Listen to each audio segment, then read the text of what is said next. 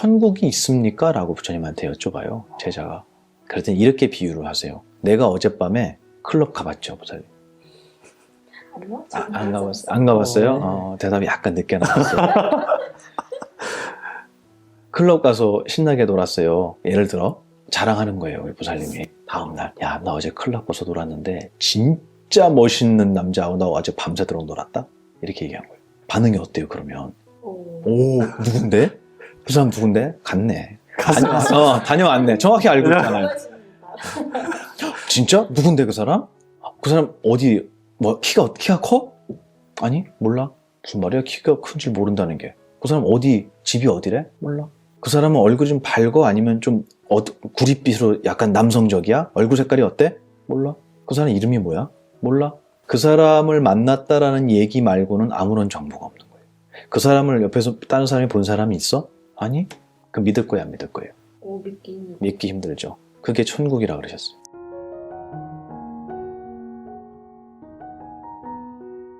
고통을 공부로 바꾸는 기술, 역행보살이라는 말을 처음 듣는 분들이 많이 있으실 것 같아요. 그렇죠. 보살을 정의를 좀 해야 될 것 같은데, 보살이라고 하는 게 여러 가지 의미로 이제 번역이 되고 해석이 되기는 해요. 특히 대승경전에서의 보살의 의미가 좀 많이 다르긴 하지만, 제가 말씀드리는 건 이제 일반적인 한국 불교에서의 보살이라는 의미로 봤을 때, 보살은 경전에서 그렇게 표현이 됩니다. 부처님께서 중생을 교화하거나 설법을 하거나 하는 많은 일들을 하실 때 그 옆에서 부처님을 도와주는 존재들이다, 이렇게 얘기를 하는데, 그걸 인격체로 본다는 것은 제가 볼 때는 조금 무리수가 있어요. 그거를 인격체에 적용시킬 수는 있어요. 팀장님은 정말 공기 같은 사람이야 라고 얘기하면 있으나 마나한 사람이다, 있어도 모르는 사람이다, 하지만 꼭 필요한 사람이다. 제가 말실수를 했습니다.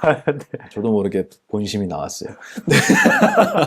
정말 필요하지만 사실 옆에 있는지도 모르는 사람이야 라고 얘기할 때, 공기 같은 사람이야 라고 얘기를 하잖아요. 그 공기가 인격체는 아니잖아요. 그런 의미로 보살을 봐야 되거든요. 그래서 우리 정신에 어떠한 생각, 깨달음이 일어나도록 만들어주는 수많은 서포트해주고 있는 능력들, 그거를 불교에서는 보살이라고 부르기 때문에, 우리가 하나의 생각, 예를 들어서 반가워요 라고 생각을 하려면 일단 세상을 보는 능력도 있어야죠. 그리고 저 사람이 누구지 하고 분별도 해야죠. 기억이라는 것도 뒷받침을 해줘야 돼요. 그래야 기억 속에서 저 사람을 찾아서 그때 만났지 라고 기억에 있는 걸 끄집어내죠. 그리고 지금 이 사람은 내 기억에 있는 이 사람과 같은 사람이야 라고 판단을 하고, 다시 보니까 반갑습니다 라고 또 인사를 건네잖아요. 과연 여기에 우리의 정신의 능력의 종류를 생각해보면 정말 무수한 능력들이 필요하거든요. 이 능력 하나하나를 다 불교에서는 보살이라고 얘기를 했던 거예요. 이 보살이라고 하는 게 작동을 하면 저 왼수 같은 건 또 왔네 라는 생각도 일어나요. 그렇죠? 하지만 이 생각은 지혜롭거나 올바른 생각이 아니라 오해 때문에 만들어진 생각이라고 한다면, 이 생각을 불교에서는 중생이라고 얘기해요. 생각을 중생이라고? 번뇌를. 번뇌. 왜냐면 무리지어서 생겨났다. 연기법을 설명한 거거든요. 어떤 인격체로 자꾸 생각을 하지 말고, 그것도 있지만, 그렇게 볼 수 있는 눈도 있지만, 제가 지금 말씀드리는 거는 우리의 생각 하나가 탄생하려면 수많은 보살들이 도와줘야 되는 거예요. 생각이라고 하는 것도 큰 의미에서 보면 깨달음의 일종이거든요. 좋은 깨달음이냐 나쁜 깨달음이냐, 수준이 높냐 낮냐, 뭐 이런 것만 있는 거지 재료는 다 똑같이 깨달음이거든요. 그러니까 하나의 생각이 탄생하기 위해서는 수많은 보살들이, 우리의 정신의 능력이 작동을 해줘야 된다는 거예요. 그러니까 이 하나의 생각이 일어나기 위해서 보살들이 작동을 하니 중생들을 누가 만들어냈다고 표현해야 되겠어요? 보살이 만들었다고요? 보살 작동을 해야지 중생이 태어나는 거니까. 우리의 하나의 생각이 일어나려면 수많은 정신의 능력이 움직여줘야 탄생을 하잖아요. 그래서 중생을 누가 만들어주냐면 보살들이 만들어준다고 경에는 표현이 되는 거예요. 하나의 중생이 태어나기 위해서는 수많은 불보살이 작동을 해야 되는 거예요. 그럼 우리는 보살은 좋은 거, 중생은 나쁜 거, 그렇게 보는 게 아니라. 그렇죠. 바로 그 얘기예요. 제가 말씀드리는 게, 불교는 좋고 나쁨을 얘기하지는 않아요. 그런데 법칙만을 본다면 하나의 중생이 탄생하려면 쟤 아주 질투나서 못 살게 해서 쟤만 보면 언젠가 내가 저 골탕 먹여야지 라는 생각이 일어날 때도 누가 움직여줬냐면 수많은 보살들이 움직인 거예요.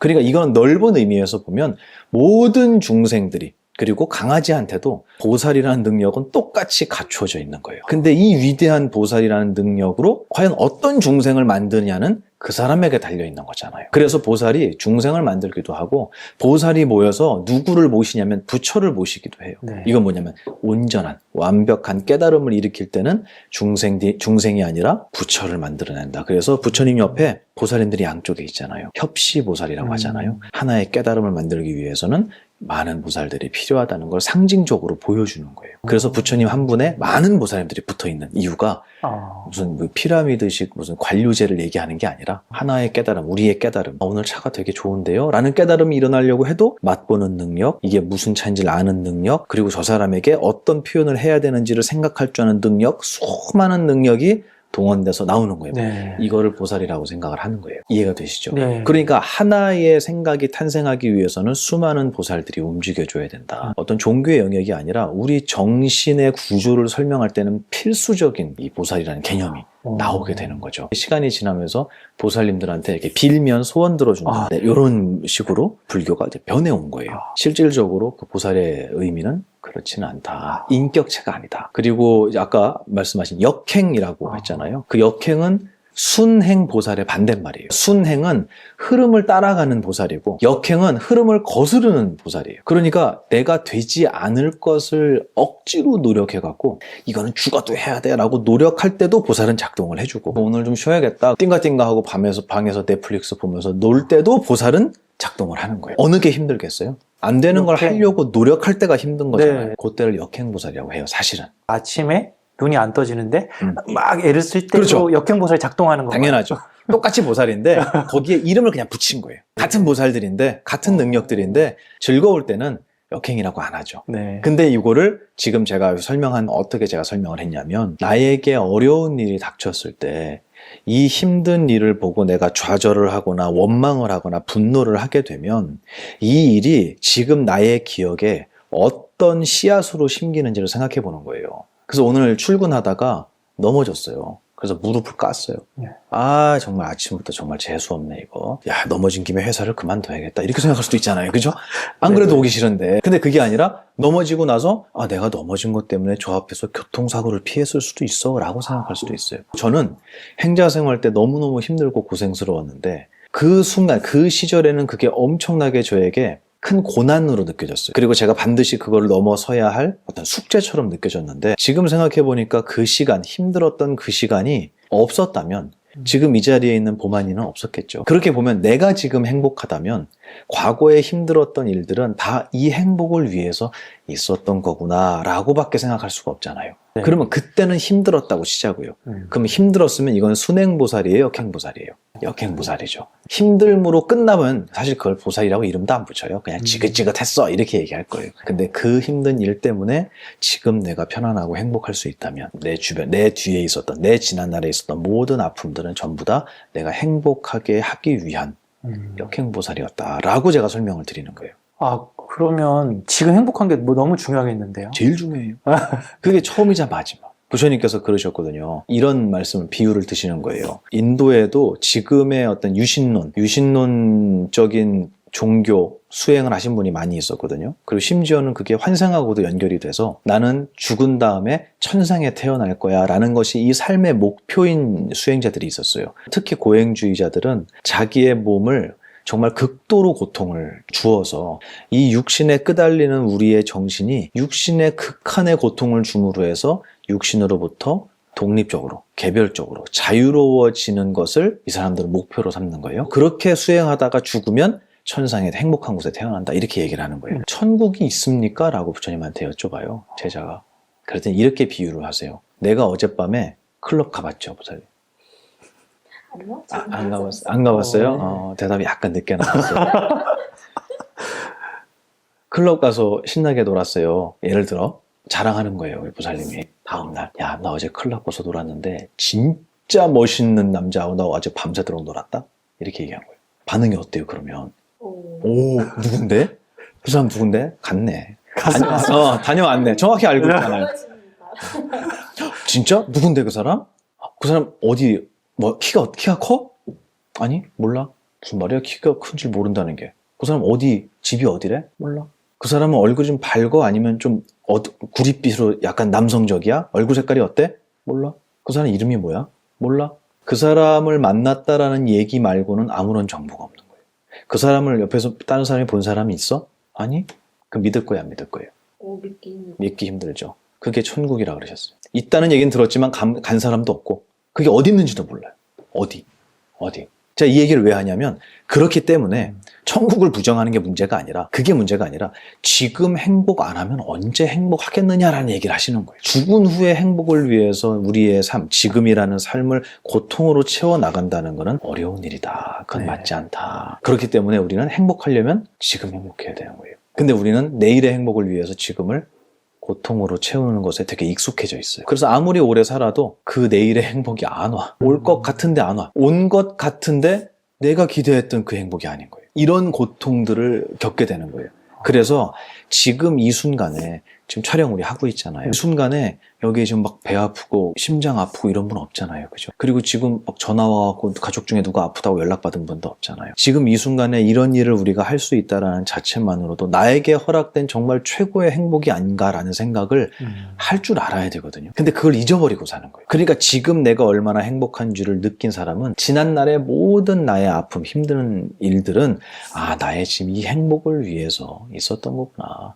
그래서 내가 이 법을 만났고 스승을 만났고 이 행복한 길에 들어섰구나라고 한다면 지난날의 모든 일은 역행보살이다. 조금 힘들긴 했지만 순리대로 가진 않았지만 하지만 그 일 때문에 지금 나의 행복을 얻었다면 그것이 바로 나의 역행보살이었다. 이렇게 제가 말씀을 드린 겁니다. 역행보살에 대해서 지금 이 순간과 연결되니 아무리 고생했어도 지금 불행하면 옛날에 행복했어도 지금 울잖아요. 그럼 울려고 행복했던 거예요. 가장 대표적인 게 사기받는 분들이에요. 나 왕년에 잘 나갔다고 하면서 웃냐고요, 그분이. 안 웃어요. 못 웃어. 나 옛날에 이렇게 돈이 많고 이렇게 부자였는데 홀랑 다 털린 거예요. 그래서 지금 빚더미에 올라와 있다면 이 사람의 과거를 떠올리는 것이 과연 그 사람에게 행복일까? 아니잖아요. 네. 그러니까 지금 불행하면 아무리 잘 살았어도 지금 불행하기 위해서 그렇게 살았던 거 아니냐고 저희 스님께서는 말씀하셨어요.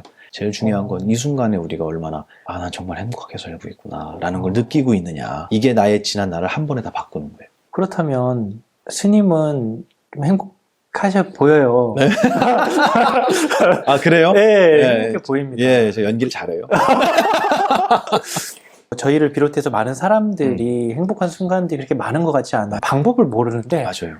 지금 그래 지금 행복하면 돼. 그럼 과거에 그 힘들었던 것도 역행보살로 돼. 그럼 어떻게 지금 바로 어떻게 행복할 수 있는 그렇죠. 맞아요. 이게 지금 그 질문이 정말 현실적인 질문이잖아요. 1600년 전에도 똑같이 얘기했어요. 나는 하루도 일을 하지 않으면 살 수가 없고 내 자식들이 맨날 울고불고 내 신부는 너무 천하고 천민이고 나는 행복해질 기약이 없는데 부처님 지금 말씀하신 게 나에게 무슨 이익이 있느냐고 똑같이 여쭤봐요. 그땐 더 하죠. 제도적으로 신분제도가 있어버리니까 유리천장 얘기하잖아요, 요즘에. 그때는 유리가 아니고 그냥 벽돌로 막혀있어요. 보이지도 않아요, 그 너머가. 이 상황에서 내가 어떻게 행복할 수 있느냐라고 부처님 말씀하세요. 정말 중요한 게 뭐냐면 기본적으로 우리가 살고 있는 세상의 디폴트 기본값은 고통이에요. 그리고 이게 왜 고통입니까? 그럼 어쩌라는 겁니까? 죽으라는 겁니까? 이렇게 극단적으로 얘기하면 안 되는 이유가 이 세상을 누가 찾아왔냐면 내가 찾아온 거예요. 불교에서는 이 세상에 내가 태어난 이유를 우연이나 누군가가 점지해준 운명으로 태어난 게 아니라 내가 이 세상에 태어날 수밖에 없는 전생의 원인을 지었다라고 표현을 해요. 지금 내가 우리 부모님 밑에서 태어난 것도 역시 나의 업보예요. 그래서 부모님한테 내가 언제 나달라고 했냐고, 당신들 멋대로 놔놓고 왜 나한테 이렇게 힘들게 하냐라고 그렇게 반항하는 친구들이 있어요. 제가 그렇게 얘기해줘요. 나는 하나도 망가지지 않은 완전한 육체를 만들었는데 너는 뭔데 내 허락도 안 받고 그걸로 찾아 들어왔냐고 라고 얘기하셔야 된다. 나는 몸뚱이만 만들었지 정신을 만들 수는 없잖아요, 부모님이. 네. 완벽한 육체를 만들어줬는데 너 왜 허락도 안 받고 이렇게 말 안 들을 거면서 왜 차고 들어와갖고 나 이렇게 힘들게 해? 라고 얘기하시라고 제가 농담으로 이렇게 얘기했어요. 네. 제가 웃자고 하는 얘기지만 기본적으로 우리가 이 세상에 온 것은 나의 전생의 업보 때문이다. 네. 분명히 원인을 내가 지었다 라는 것을 부처님은 전제하세요. 하지만 어찌됐든 이 세상에 태어났는데 여기를 둘러보니까 여기는 고통이 가득한 세상이다. 인정하지 않을 사람이 있을까 싶어요, 저는. 네. 그리고 지금 인정하지 않으신다고 해도 제가 그분을 설득할 마음은 없어요. 왜냐하면 시간이 그분한테 증명해 줄 거예요. 늙음과 병듦과 죽음이라는 시간이 올 때 아, 이 세상은 정말 힘든 곳이구나.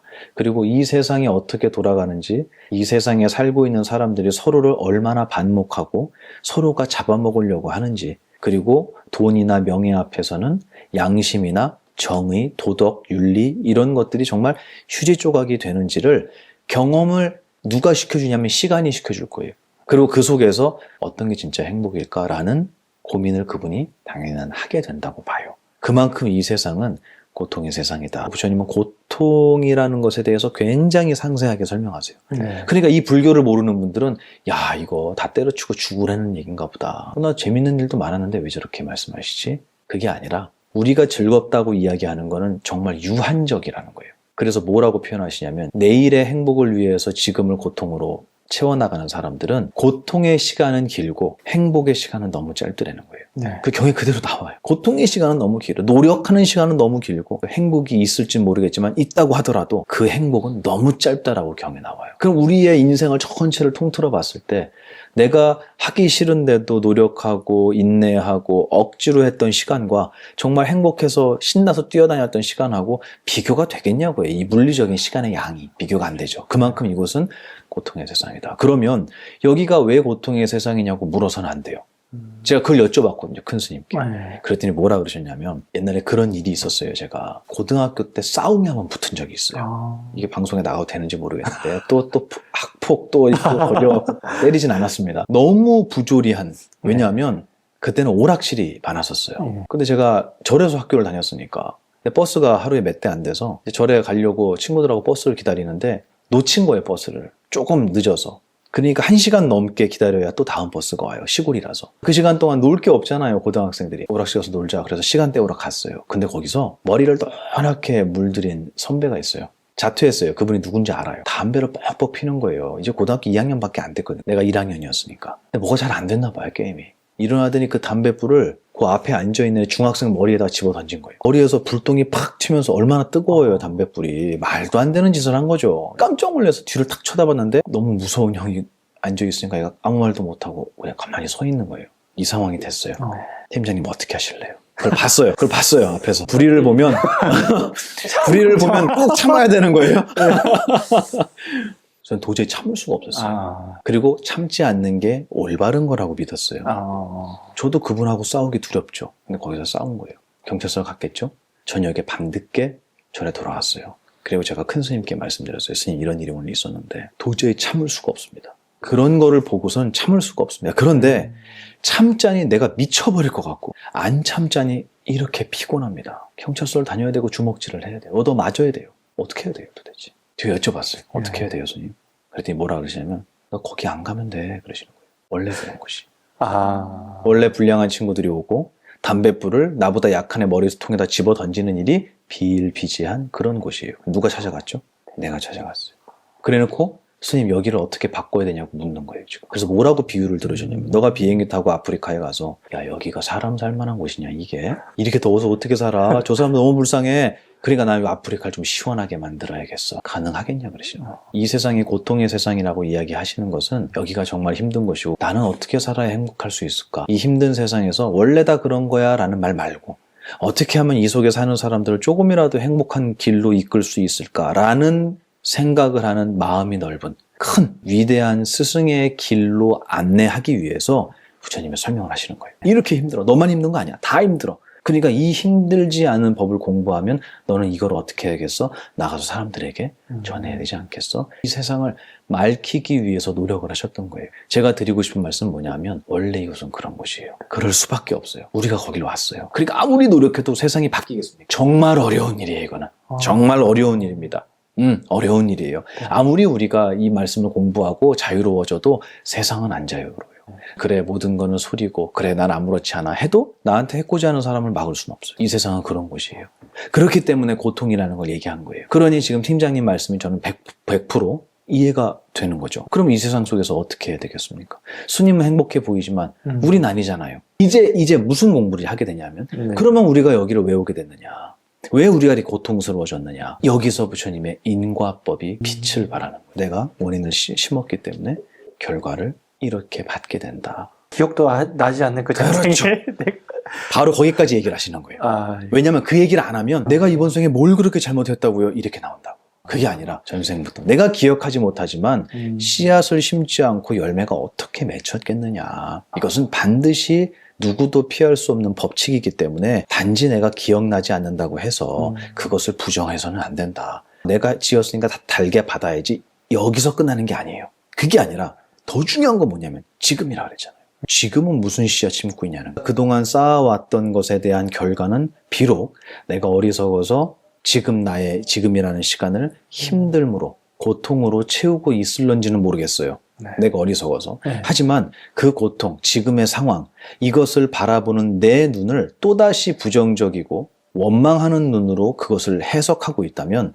지금이라는 시간에 나는 다시 원망하고 부정하는 씨앗을 또 심고 있잖아요. 그러면 이 씨앗이 자라서 열매를 맺을 때는 어떻겠어요? 똑같은 거예요.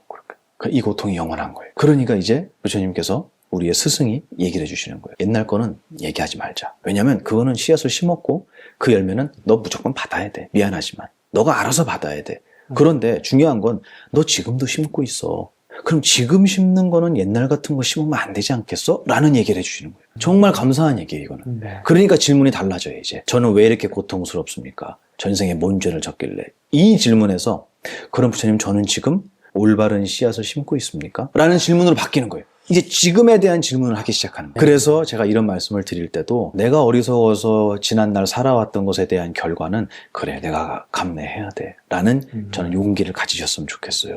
몰랐으니까 우리가. 나빠서가 아니고 몰랐기 때문에 지금 이 모양으로 살았던 거예요. 하지만 앞으로도 그럴 수는 없잖아요. 그러니까 지금 이 순간에 내가 이 자리, 지금이라는 이 자리를 어떤 눈으로 바라보고 어떤 씨앗으로 그것을 해석해서 심을 것이냐는 나에게 달려있는 거예요. 그래서 누군가가 나한테 안 좋은 소리를 했을 때 조연수 같은 거 내가 언제 복수할 거야 라는 씨앗을 심을 건지. 마음으로라도. 당연하죠. 네. 당연하죠. 네. 그리고 넘어졌다 그러면 막 좋아하잖아요. 뒤에 가서 화장실 가서 웃잖아요. 혼자. 네. 힘이 있는 것 같아. 그게 아니라 아. 그런 씨앗 말고 정말 세상을 위해서 내가 무엇을 할 수 있을까라는 큰 마음을 갖는 씨앗도 씨앗이거든요. 과연 그것의 열매는 어떨 것인가. 누구라도 수행자의 씨앗을 심었으면 좋겠다. 네. 라는 얘기를 해요. 이건 종교하고 상관없이 내가 지금 어떤 말을 하고 어떤 행동을 하고 어떤 마음가짐을 갖고 있느냐. 그걸 불교에서 삼업이라고 하잖아요. 신구의 삼업을 지금 내가 어떻게 닦고 있지?